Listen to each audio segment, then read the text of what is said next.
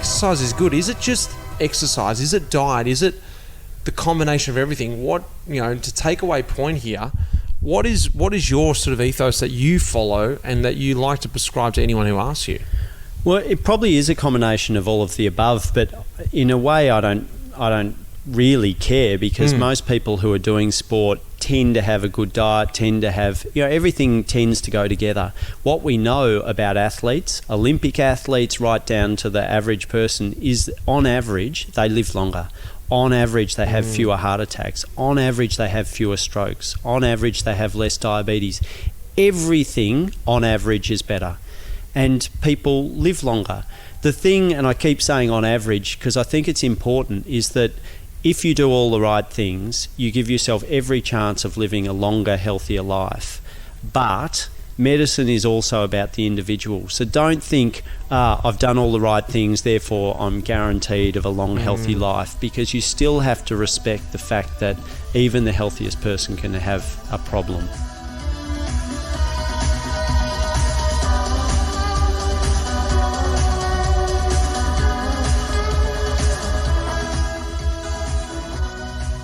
Well, that was Andre Le Gerche. That was last week. An amazing episode. I've had heaps of great feedback about that. I certainly loved sitting down and talking to him, and I just knew everyone would love hearing what we were talking about. And it is true. I've had some great feedback from all types of people. People who have experienced those problems themselves and had different advice, and just love hearing his opinion on that. But also for anyone who doesn't have any problems but are just interested in about it. About the heart, like Andre. He's super interesting to talk to, and I'm glad I had him on the podcast because it was a cracking episode. If you haven't heard that, go back and listen to that. That is last week's episode, Andre Le Gerche. This is Talking Luft, and this is presented by Rapha. Now, I've just finished my first race as a non-professional down in Otway Odyssey, the 100k marathon mountain bike race, and I got to pull on the 2022 EF Education Easy Post kit. It was incredible. I loved it. I love kit, and I love pulling on fresh kit. It was so cool. It made the event even more special for me. That was a really, really tough event, but at least I looked the part and I felt the part. Love the new kit. I know you guys have seen it in the Pro Peloton, but I can tell you firsthand, it was really cool to pull it on again. Now we've got Talking Luft, and I've got a really cool guest this week. That's even understating it, Gerche Hincapie. Do I need to introduce him? Because if you don't know who he is, shame on you. He is a pinnacle of the peloton, an iconic name, a guy that I just loved watching throughout my career, before my career actually, through everything, the classics, the Grand Tours. He's just such a great guy, a really lovely guy too off the bike. Sat down with him, talked a little bit about his career, but we also did a Talking Luft. I'm not going to drag it out anymore, guys. Sit back and enjoy this one. This is an absolute honour. Gerche Hincapie.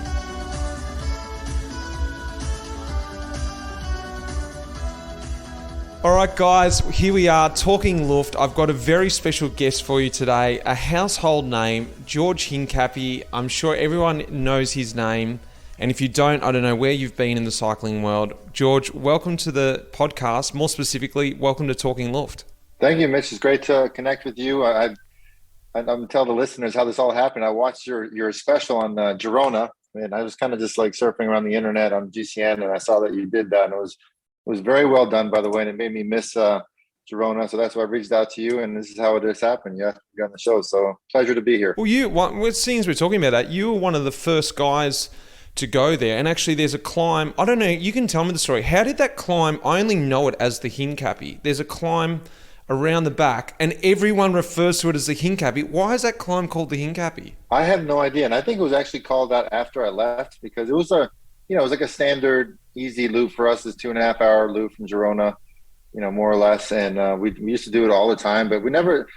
It's not like we ever really made many intervals on it. It's not that steep, as you know. It's just kind of like a gradual thing. And I have no idea. I think one of the locals at some point just put my name on it, and people started calling it the Hincapie climb. But we might have to ask some of the guys that are there now. It's seriously, no one knows the real name of it. I've never heard. I wouldn't even be able to tell you what the name is. I know you just go to Castel or Selva and you turn left that way, but I never do it from that way. Yep. I always do it from the other way, or used to. And I don't know anyone who would know the name of that climb except for Hincapie. It's like, yeah, we're doing Hincapie? Yeah, Hincapie. And it's just like, you don't even think of you anymore. You just think that that's the name of the climb. I love that. Yeah, that is pretty funny, actually.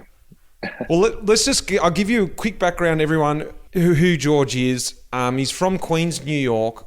He rode 19 years in the Peloton, starting back in 94, 3 years on Motorola, 11 years on the US Postal Service, a couple of years on Team High Road, and he finished his career with BMC, where most of you would probably remember George more from the Grand Tours, from the Tour de France, where he famously rode for Cadel Evans to win his Tour de France win, but also all those victories that Lance Armstrong had as well. George was there on the front, drilling away. So that's what we know him from. But what I'm more interested in is the classics. And I don't know if everyone knows this, but George at heart is a true classics man. I'm a classics man too. He loves the classics. What I want to know, George, because it's a bit different for Australians and Americans to get that love for the classics, opposed to, say, the Belgies or the Dutchies or even, maybe the Frenchies as well. They really get in that culture from a young age. How did you get obsessed with the classics as an American? Well, I think it was sort of the way I was brought up cycling. I mean, I was from Queens, New York, and I would race every weekend in Central Park and, ride around New York City. And it was just really cold riding and a lot of stuff going on. So there was runners, taxi car drivers, people. And I felt like I always had sort of this heightened sense of awareness in when I was riding. And so when I first got to Belgium, and my first race was head bulk, and then head bulk and Kern Brussels Kern. It was like, whoa, this is awesome. People are so stressed out, but I kind of felt at home. It didn't bother me, and it just really motivated me. And then I did Paris-Roubaix that year, and out of 200 guys, I think only 30 guys finished. I was one of the last guys to finish, but I loved it. I loved every second of that race. It was the hardest thing I'd ever done in my life, but it was I'd accomplished my dream come true. I'm racing the biggest one-day race in the world, and fear was never really anything that came into my mind back then, because of the way I grew up riding a bike in New York City. And as you know, being a classics guy, that's it. I mean, you could have the best legs in the world, you could be the strongest guy in the bunch, but if you don't know how to position yourself and you're not hyper aware in the bunch, you're not going to do anything in those races. That's totally right. You can get so far with good legs, but at the end of the day, it's all about positioning, and then that's when the race winners go away. Let's talk about your classics career in a little nutshell, because I sort of loved reading through these results. I was a little bit unaware of all this. I don't know how I was, but you had two big wins, Gent-Wevelgem in 2001 and Kern Brussels Kern in 2005. But it's more the top 10 placings that I love. Tour of Flanders, 3rd, 4th, 5th, twice 6th, 7th and 10th in the Tour of Flanders. So it's just okay, when weren't you in the top 10? Gent-Wevelgem, 3rd, 4th 3 times, 5th, and of course the victory. Paris-Roubaix, 2nd, twice 4th, twice 6th, 8th and 9th in Roubaix. A lot of guys I know are just hoping for that elusive top 10 one time in their career, or they focus on trying to get top 10, and then the very special try and focus on the podium or winning it. You were just always in the top 10. That's what I love about it. You hold the record of completing 17 Tour of Flanders, also crazy. And another little grimy race in there, you won 3 days of Depunna. A lot of people don't know that. It's not 3 days of Depunna anymore. But that was just snuck in there. And a lot of guys, not many people know about that race, but that was a tough little grimy race, 3-day race, hard little circuit with a time trial in it. You also won that race as well. So the classics on a results side of thing, you also conquered it in my eyes as well. I want to speak more specifically about 2001. I've been shifting back through trying to find some stuff about you, and I just looked at 2001 and went, oh wow, this is an amazing season for you. And it feels like for me, I could be wrong here, you can tell me, a bit of a breakthrough season for you. It was your 4th year with US Postal team, your 8th year as a professional, so you're ready. You've got the strength in your legs, you've got the years of experience. Like you said, you felt it right with the classics in the first year, but it does take a long time to learn the courses. By the time you come around the 8th year, 2001, things were happening. The team was on fire, and it started with the Tour of Flanders. The whole team was on fire. You had 2 guys in the breakaway. Matty White was there. Christian Vande Velde. I can't believe Vande Velde was so good in the classics. That's also surprised me. Yeah, it's funny when you said that. I had to go back to 2001. I was like, shit, Vanderbilt was top 20 in Flanders that year. I don't even know if he remembers. He rode that. awesome too. He's like one of the last guys in the breakaway. Breakaway, I couldn't believe also. Let's talk about this. The breakaway makes it. When does that ever happen? And the team was one of the strongest teams in the race today. We were at the front all day. But it was a shame we didn't catch those 8 guys at the end. But I feel good, and I think I'm going to be very good in Roubaix and Gent-Wevelgem. A performance like today, does that give you good morale for next weekend for Paris-Roubaix, because that is a very important rendezvous for you? Yeah, it's definitely an important rendezvous, but today was also very important for the team, and we wanted a better result. I'm happy with the way I felt, though. I know I rode a good race, and I was strong and felt good all day. So I just hope to have good luck and have the same legs in Roubaix. Very good ride by Christian van der Velde. Yeah, Christian's been doing great all year. It was great to have him up in the breakaway, and then he tried to help me at the end to close the gap. So Christian did a super job, and expect to see him in the front in Liège. But the breakaway was full of rock stars. It was a big one too, I believe. It was quite a large breakaway. It was a big one, yeah. And there was lots of guys in it, Van der Velde was in there. Like I said, Whitey was in there. You also had Nardello was in there. There's some other names too. And you guys were just behind. Not a lot of cooperation. But just, if you can remember, tell me about, if you can remember back to 2001, like I said, it was a bit of a breakthrough. Gent-Wevelgem, you were able to get up for that victory, coming from behind, beating Leon van Bon in the sprint. Under the 1 kilometre to go, Banner now, and it's all down to the last 1,000 metres. George Hincapie trying to become the first ever American to win Gent-Wevelgem, but he will be worried about the whereabouts of Van Bon and Weseman certainly, and I don't think the others are giving up their thoughts of victory either at the moment. On the front, you've got Nico Matin. Right behind him, Georgie Hincapie. This is building up to being a very dramatic sprint. It's so difficult and it's so easy to make mistakes after a long, hard chase. Pizziks getting the big gear going up the inside. Very tricky move there inside of Weseman. Weseman goes down the right. Hincapie's getting caught out. Well, that was a great move by Arvis Pizziks. He came on the side nobody expected. Weseman has had to chase now, and Hincapie's in a spot of bother here. As we run down to line, Hincapie is looking to be in an impossible position now. He's got to come from last man if he's going to win this now. As they drive up towards the line here, this is going to be a very close run thing, because Pizziks' legs must be running out of steam now. The challenge going on the right of our picture as we look now. This is neck and neck, and Van Bon and Hincapie are coming. This is going to be right on the line. Van Bon, Hincapie. Well, that will go to the photo, Paul. But the way Van Bon has smashed his handlebars, I think he's lost it. George, congratulations.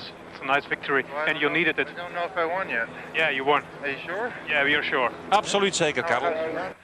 Yes, absolutely certain, and there's the reason. Photo finish. George has got sure, it. You win. You win Gent-Wevelgem 2001. It's sure. Otherwise, you wouldn't be here. Yeah, but it's the photo finish. They're looking at the photo. Is niet They're looking at the photo. You don't need it. You win. Hij wilt het maar niet geloven. You really win, George. He says I won. He says he's sure, but You don't believe me? if it's true, then I'm very happy.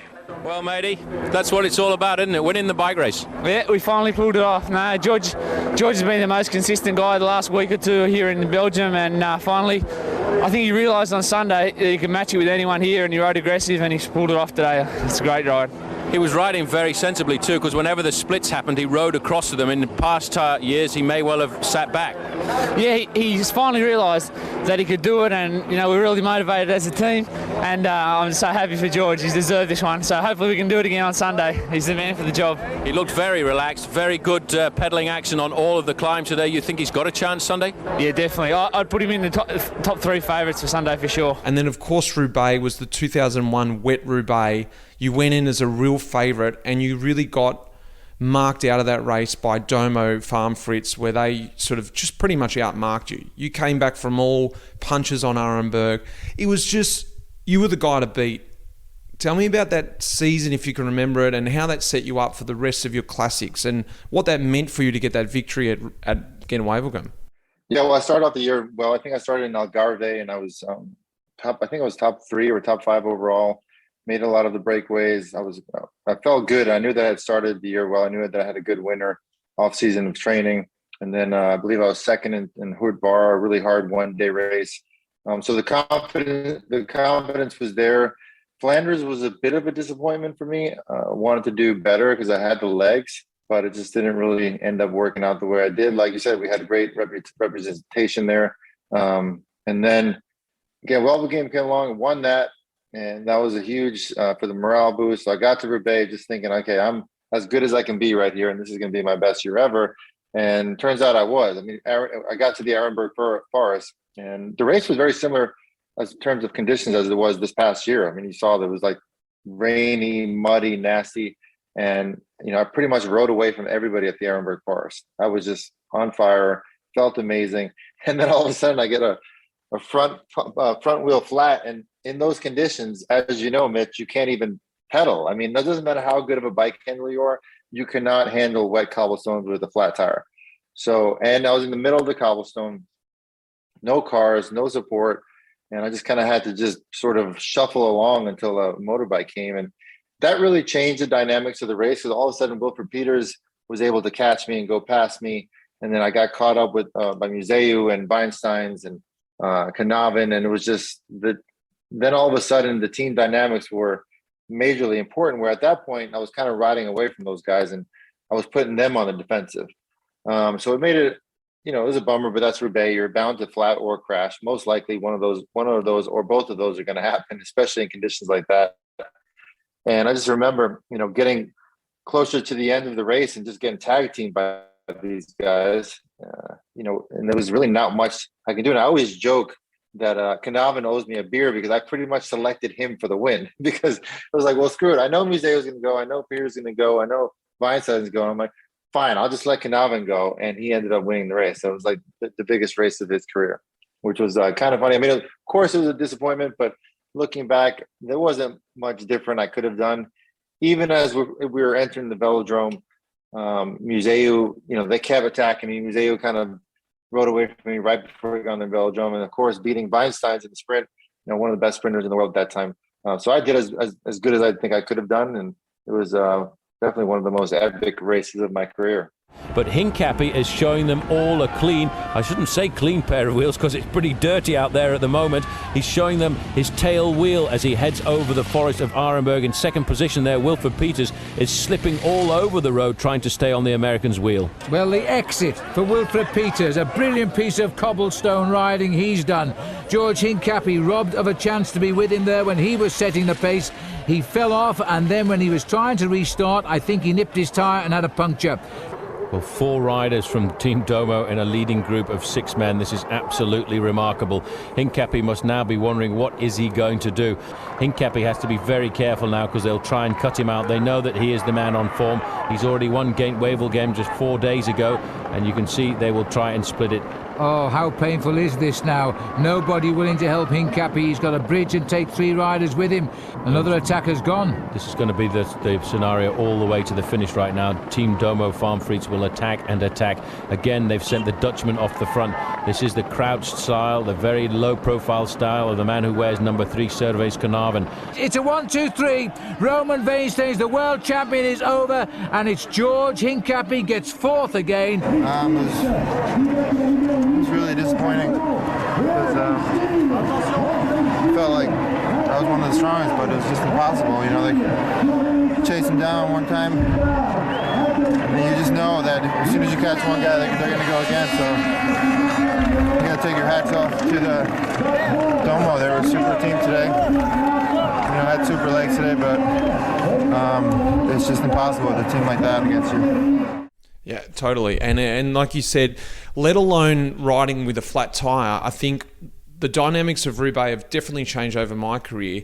I started riding Roubaix with a 25mm tyre, and I'm riding like a 32. Well, last year we rode a 32mm tyre. So it makes a big difference, especially when you talk about a wet Roubaix. And looking at the equipment through the videos I could find, you guys were running the stock standard, classics wheels back then, 28 spokers, and I can't imagine much thicker than a 25mm tyre. For everyone listening out there, that does make a massive difference on the stones, dry cobblestones, let alone the wet cobblestones, and you guys were just flying over those things.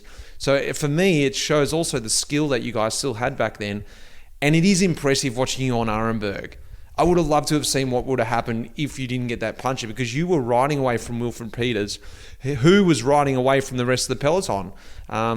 But it wasn't to be, and like you said, I've always joked about it that Carnarvon also was gifted that one, and he was the lucky chosen one. So it's funny that that's exactly the way you thought too. Yeah, exactly. Oh, well, let's get into the main part of this podcast, which is pretty silly now. This is Talking Luft, and George, you're going to have to think back to your pro days for a couple of these questions, but most of the stuff you're going to be able to answer because I've sort of honed it a little bit around now for me, who's a retired rider. It's broken up into 5 subjects. It's about style, your bikes, culture, rituals, and about you. Some simple, quick questions, and we're just trying to find a little bit more about George Hincapie. All right, let's do it. Okay, so you ready to rock and roll? Yep, let's do it. All right, so casquettes, cycling caps. What was your style? How did you like to wear your cap when you went up to the podium, or how do you like to wear your cap around today? Do you wear it forwards, backwards, the brim up, the brim down? What was your style? When I was racing, definitely brim up. No doubt brim up when I was racing. But now, you know what? I rarely ever wear hats. I wore one this weekend because it was kind of cold. I wore it backwards. But usually when I was racing back in the day, brim up. And I feel like, that was kind of definitely my style back then. Brim up forwards or backwards? Forwards. Brim up forwards. Forwards. Yeah. Yep. When you raced back in the day, or even maybe training, what would your style have been? I know we don't race without helmets now, but there was a period too. I always ask people who never got to race in that period, if you could have raced back in the day without a helmet, there was also a different style because you didn't have a helmet. So you had a free choice to wear a headband, one of those sausage helmets, I like to call them. Maybe you had the big hair flowing in the air, Cipollini style. What was your style racing back in the day without a helmet when you had a choice? Man, I would go, actually without a helmet, I would go a lot hat backwards and brim up. But if obviously when it was hot, I'd go nothing, no hat, nothing. And then occasionally I'd get one of the guys to get my helmet if I was going for the sprint. But just thinking back on those days, like what were we thinking? Not racing with the helmet on. It just, oh my God, it's just so like I can't even leave my garage now without putting a helmet on. It definitely was not a wise thing, but it was we're kind of part of the times back It's then. funny, I was speaking to a guy a couple of weeks ago, Alan Laquani, and he said that sometimes you're in the sprint train, 10, 15 or 20K to go. There just wasn't time. Otherwise, you're going to lose your position to go get the helmet. So it was like sacrifice position or safety. You're like, I'm sacrificing safety today. I'm in a good position for this sprint. Yeah, exactly. No, you didn't really think straight back in those days. That's for sure. Tell me about now. Do you still shave your legs? I haven't in a while, but I still do some fun gravel events with friends, and in the summer, occasionally. And actually, Lance makes fun of me all the time. He's like, "You shave your legs." Like in the summer, I'll shave my legs, but I won't in the winter at all.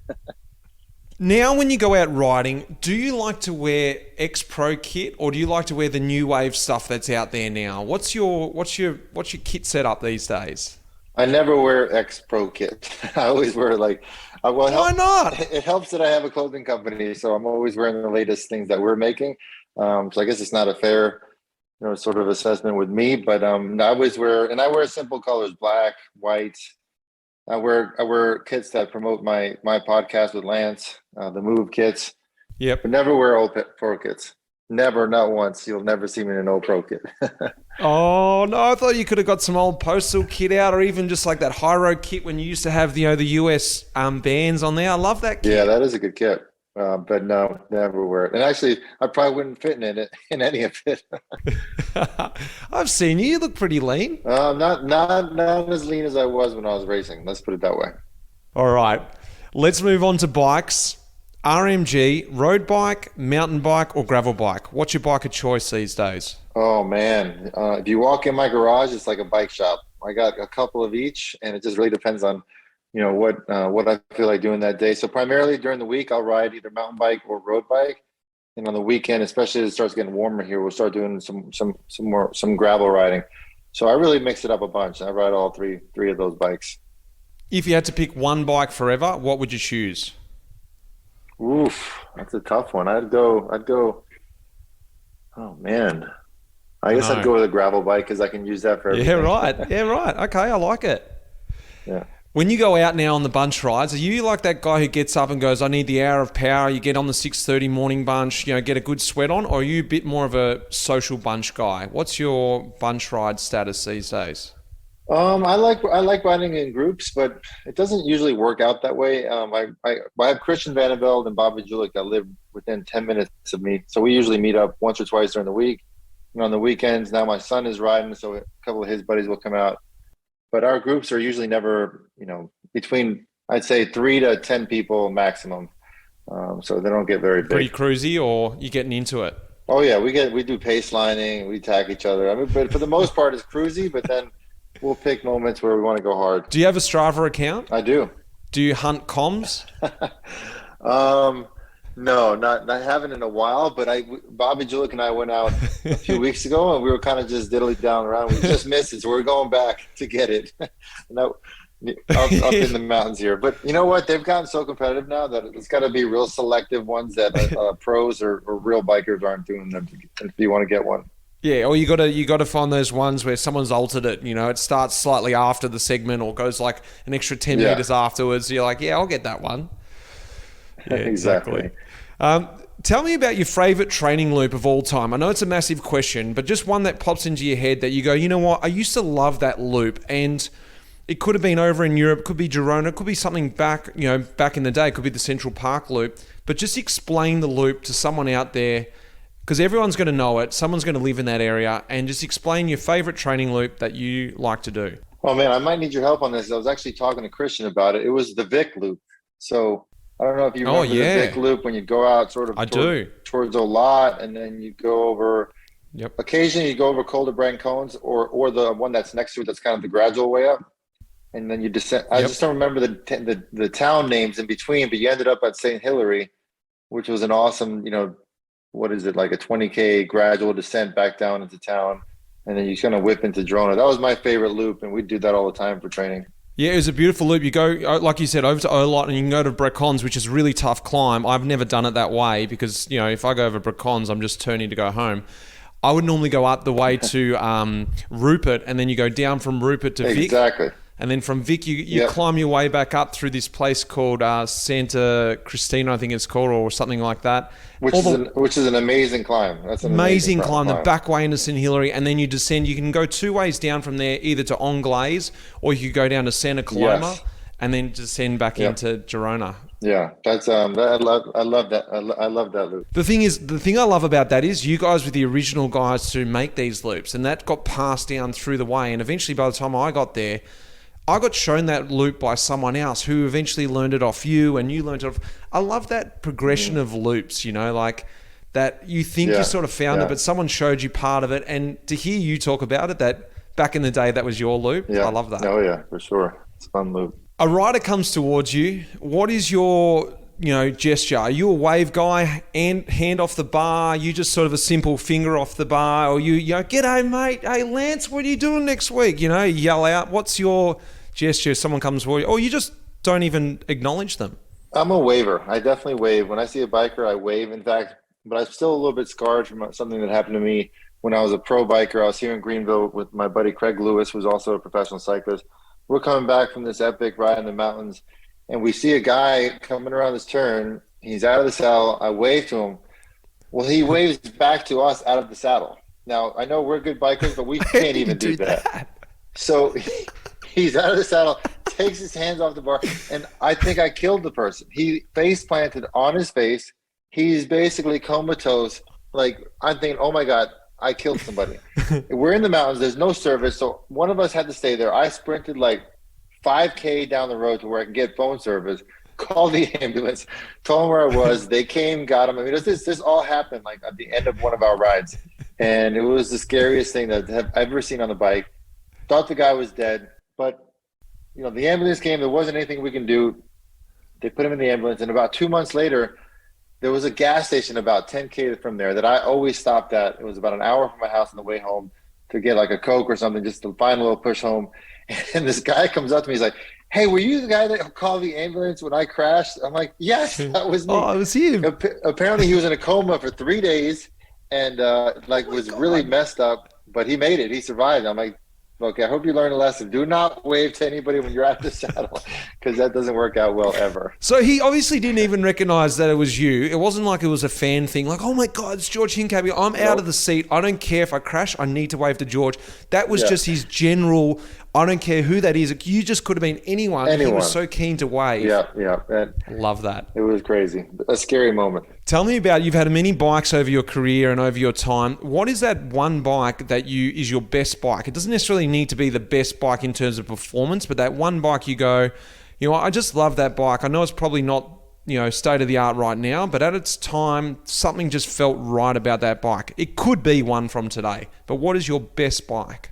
I mean, you know how it is, Mitch. I mean, a lot of these high-end bikes are really good, but I feel like the first time I got on a BMC time trial bike, I mean, those things were ahead of their time back then. Of course, nowadays they're all really amazing, but that first iteration of that BMC time trial frame was, I think it was around 2002 about 2004 when I came out. That was like next level in terms of aerodynamics, lightweight. And I remember fast forward till 2000, when did I get on BMC? 2010 when I got on BMC. Those bikes were still, next level good. And I just remember always loving that BMC time trial bike. And by the way, I am not a huge time trialist. I never absolutely loved doing time trials, but I do love the design of good bikes. And I thought that was a great bike and ahead of its time. Like you said, even if you weren't a specific time trialer, it felt good being on a really fast weapon. And like you said, when those bikes were just slightly ahead of the time, you felt like you were in the peloton. You had a little advantage. You did have an advantage. It didn't even feel like that. You actually had a big advantage. Yeah. In fact, Bobby Julik always tells a story where I'm sure you remember where they weigh our bikes before a lot of these time trial stages. I think they still do. And he was starting behind Lance in the time trial, and they weighed Lance's bike, and then they threw Bobby's, I think it was a Pinarello back in the day, which were crazy heavy. His bike was 2 kilos heavier than Lance's bike. And this is what Bobby saw right before the start of one time trial in a tour or something. Like, think about mentally going, his bike's 2 kilos lighter than mine. How is that possible? It's like UCI almost do it psychologically for you. Yep, come up and look at this weight. Yep, here you go. And then, you even see it with those UCI guys when they're lifting it up, like, oh, this is a heavy one. Or even if the position's like, doesn't even get close to the limit, they're like, yeah, mate, you're right. I'm not even going to bother checking your bike. Yours just got this crap position, It's just these gestures they give, and you feel like, oh, thanks, man. I'm just about to go off and do a time trial now. I feel like crap. Exactly. Let's talk some culture. Tell me about your favourite bike race. Could have been a race you did, maybe a race. There's probably going to be a race you did. There's not many races you didn't do. What is your favourite bike race of all time? So I only did the Giro once, and I love racing in Italy. The food, as you know, is amazing. Back then, and it's not like that anymore because apparently the racing is a lot harder. But the Giro was like one day was full gas, and then the next day was sort of piano, sprint stage, and go hard at the end. But you were able to really sort of enjoy bike racing and chat with your buddies. And I enjoyed it. Unfortunately, I only did it one time, and I didn't even finish that Giro. I was just doing it for training, so I did about 10 days of it. But I was on the form of my life. I can get any breakaway I wanted to. And I love the culture of racing in Italy. And that's probably a big regret of mine is that I didn't do any more. I didn't do more than one Giro. Oh, that sounds like heaven. It's definitely not like that. I can tell you, last time I did the Giro, I was hanging there tooth and nail already by stage 10 thinking, how am I going to get through the next 11 days? So it's definitely not like that now. Exactly. Favorite rider of all time? Favorite rider? Ooh, that's a tough one. Wow, I got to dig deep. I'd have to say somebody that I rode with, probably Mark Cavendish, just because of his personality, his determination, his confidence, his person. He's just a very funny guy. He was the guy that I had the most fun with in the Peloton for sure. And just to see him, what he's doing up until he won today. The guy is a really amazing athlete, and he's been through a lot of hard times, even this year with his house getting broken into and being able to overcome such so many adversities throughout his career. I mean, he's about as good as it gets in my book. Well, it probably crosses across with favourite rider right now. Is he the favourite rider for you right now, or is there someone else coming up that you think is more your favourite?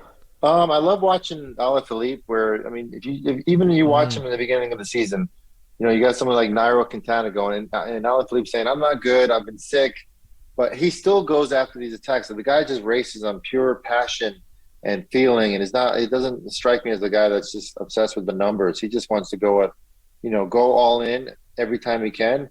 And sometimes it works and sometimes it doesn't. But when it does work, it's pretty amazing to watch. Yeah, that's great. That is a good one because he just feels like he hasn't lost that, I guess, almost juvenile sort of character where he just attacks with fearless attacks.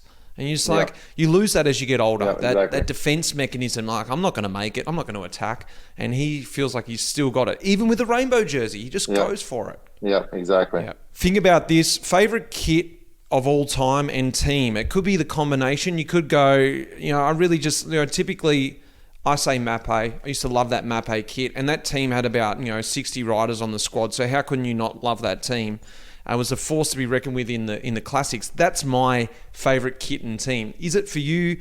When you think back, is there a kit that you used to love and you go, I love that roster as well? Or are they two separate things? I used to love the 7-Eleven kit. I don't know if you remember that. The old school black shorts, red, what was it, red, white, and green. It was just very classy in my opinion. But back later on in my career, for some reason, I always loved the baby blue Gerolsteiner kit. I thought that was super classy and it kind of stood out. But those two kind of stand out for me for the most part. Nice. I like that. And I think also the team of the 7-Eleven is a nice combination. The kit was good, but that roster, the guys on that team was an awesome team too. Yeah, for sure. I mean, and then the whole story about, first American team in the Tour de France, and just it was sort of a fairy tale story. Think back, and you're probably going to have a million of these, but the first one that pops in your head, I like to call it a war story. And typically I say the Giro. It doesn't sound like it's going to come from the Giro for you, because the Giro for me was and is a race where you typically have a lot of war stories. Think about a story that you go, just one of those days where you go, we're out the back all day, or that wet Roubaix, crashed 5 times. What is that one day where you go, that bloody day? The 1998 Galibier to Deux Alpes. It started pouring rain at the top of the Galibier, or going up the Galibier. It was sort of snowing, raining. And there was no weather protocol then. And I just remember getting to the top of the Galibier. I was in the Gruppetto, just dying. But it was the coldest I ever was in my entire life. And I thought, if I don't get down this mountain as fast as possible, like, I legit thought I was going to die. And I think I passed like 50 to 75 riders going down the mountain because people were just shivering and couldn't even pedal. It was that cold. And it was the year that sort of Jan Ullrich was the favorite. Pantani ended up winning that stage. Jan slipped into like 4th overall. But I got down that mountain just on the pure fear that I was going to die from frostbite or just, cold weather. It was that cold. Just shaking the whole way down. But the only thing that I thought would get me through is just get down as quick as possible. I've never passed so many riders going down a hill in my entire life.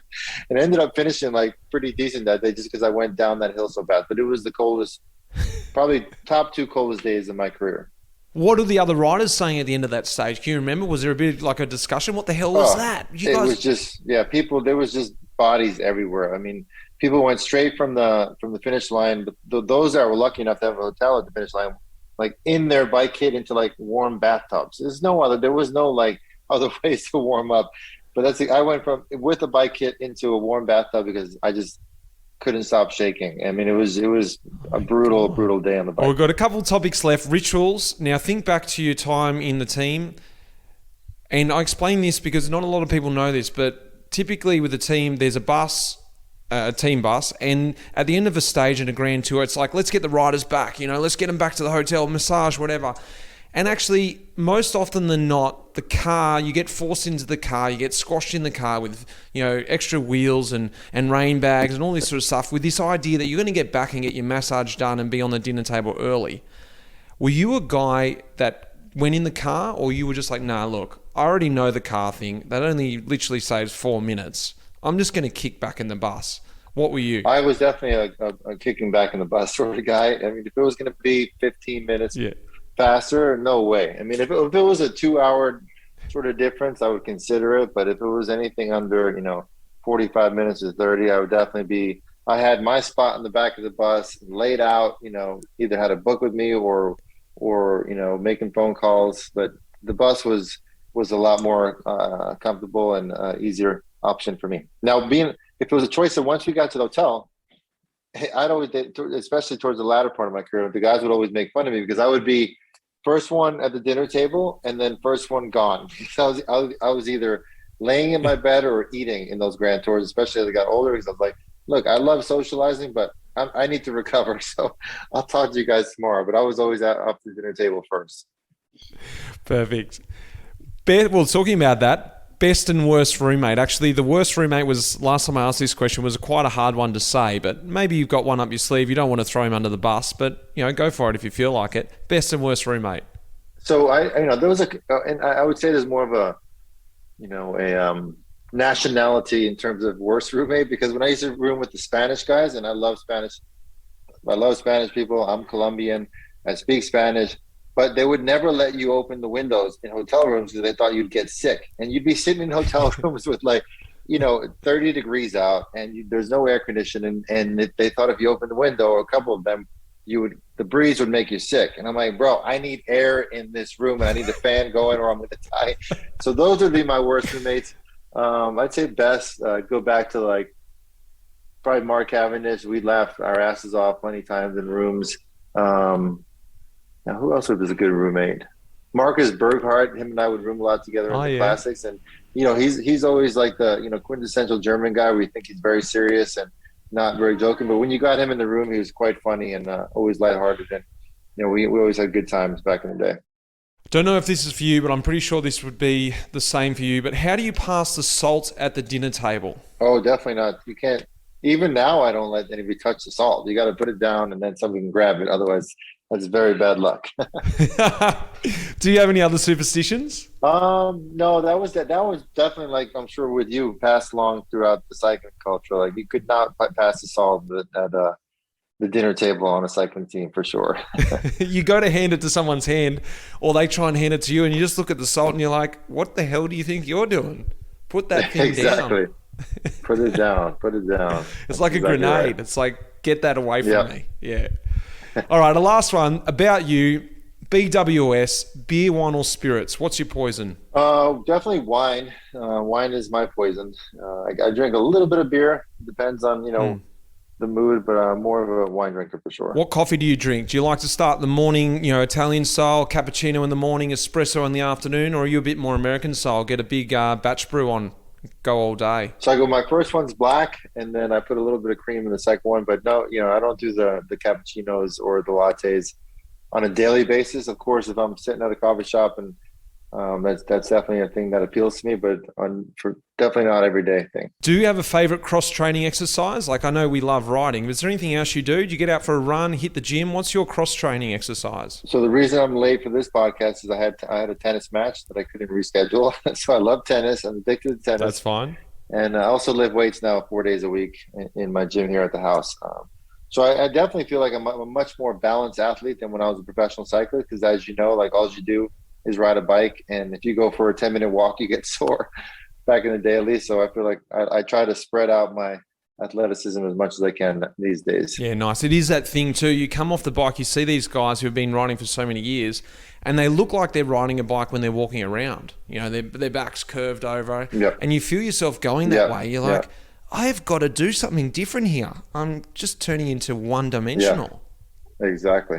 No, I definitely am a big advocate of cross-training, and I feel like, especially when like you said, when you've ridden your bike your whole life, you stop riding that much, things are going to start changing very quickly. So for me, it was always important to stay as fit as possible after cycling. Now, tell me about the most rewatchable race out there. I know you said you don't get a chance to watch many races anymore, but that one race that sticks out for you now, a race you think if someone hasn't seen it, they should go and watch it.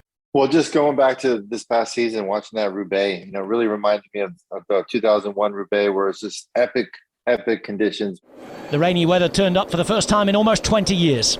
Paris-Roubaix 2021, whatever happened, would go down in history, and the race would live up to all of the wait and expectation. It was worth the wait. The mud, the epic atmosphere, and the nerves since the start. After Carrefour de l'Arbre, there were 3 riders remaining. The famous velodrome awaited. They come in to take the 1.5 laps on the concrete. concrete that had dried out with the wind blowing after the rain had stopped, the bell ringing and everybody looking to find a pool. This is what sport is about. People are just crashing, going on a straight line. The stress that riders go through in a race like that is just mind-boggling. I mean, those guys, the guys that finished first to the guys who actually finished last, they were probably exhausted for 2 weeks after that race.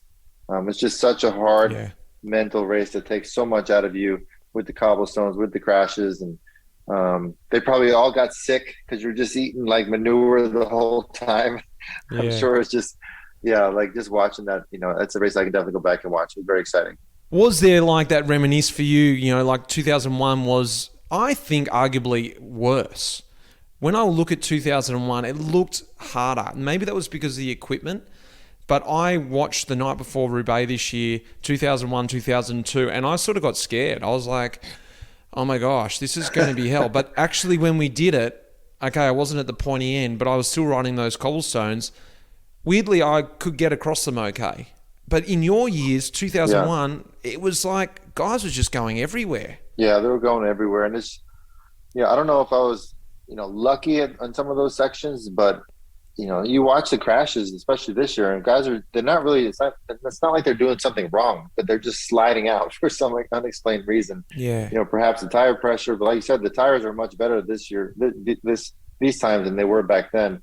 But it's just, for me, it was always about staying as relaxed as possible and just, trying to trust the equipment as much as you can.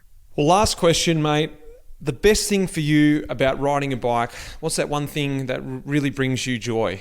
Well, now I still love going out there and, riding alone or with friends and being able to still just love the bike. Now I have my son, my 13-year-old, rides a bike as well. It's really fun being able to watch him progress and being able to, coach him as much as I can. So I still love riding the bike. I don't go more. It's funny, when I was a professional cyclist, I would take a month off right after the season, wouldn't touch my bike. But I've been retired now for almost 10 years. And the most I've taken off my bike is like 3 or 4 days if I go somewhere without it. But I'm still riding all the time. And it's something that I need in my life to keep me sane and to keep me healthy. That's awesome, mate. Well, it's been an absolute pleasure to catch up with you. I'd love to chat some more, but we've had enough of your time today. Thank you very much for coming on Talking Luft. You've been a special guest. Thanks, George. My pleasure, Mitch. It's great to see you.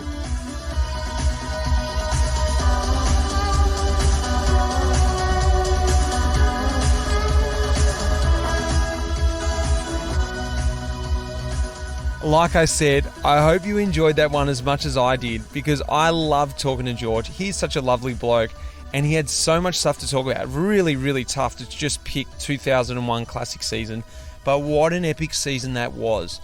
Go back and watch some of those races. I had the best time researching him because the Classics back then were just awesome. I don't know what it was. Maybe it was just the era that I really loved watching, but I felt like the Classics were just happening. The old Tour of Flanders parkour, George being in every race, the old riders I used to watch growing up. So, I don't know. That nostalgia part of it for me is just awesome. This podcast wouldn't happen without all the support we're getting from Rapha this year, and I'm really loving it. I'm loving working with them on the podcast. I'm loving working with them on the bike, all the racing stuff that I'm going to do this year, all the alternate stuff. It's a really, really exciting year for me through the podcast, but also the stuff that I'm doing on bikes too. Next week, I've got a really special episode for you. It's my first episode on the road as I embark on my first event as a non-pro. A 2-day event, the Otway Odyssey, a pretty famous event here in Australia in the mountain bike and gravel scene. The 100k marathon race, followed by the 100k gravel race. My opening weekend. It coincidentally was on the exact same weekend as the opening weekend classics in Belgium, Omloop Het Nieuwsblad and Kuurne Brussels Kuurne. And it just fit. It felt like those two races, and I captured some audio when I was out there. I've strung it together, and that is going to be next week's episode. I want to say a big thanks to Lara behind the scenes, and of course Will Jones, who puts these episodes together for me. And guys, a big thanks to you listening. So until next week, cheers.